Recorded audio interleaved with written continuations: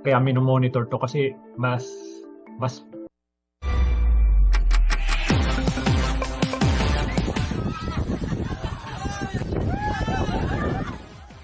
Kita po sa video na yan ang pamumuo ng isang water spout o ipo-ipo sa katubigan ng barangay Punta Waling-Waling Poblasyon sa Donsol, Sorsogon. Ayon sa Donsol MDRMO, nangyari yan bandang alas 9 ng umaga.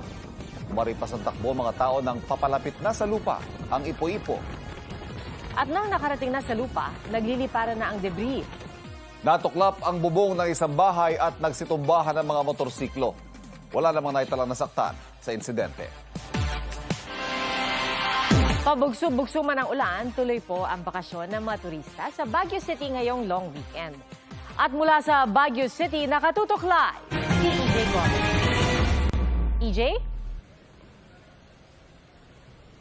Pia, mas marami ng bakasyonista dito sa Baguio City ngayong araw. At nakikita naman natin, mas mabigat na ang daloy ng trapiko. Ganyan yan, kahit napabugso-bugso pa rin ang malakas na ulan. Ang Baguio City LGU naman, naka-full alert pa rin para sa paparating na bagyo.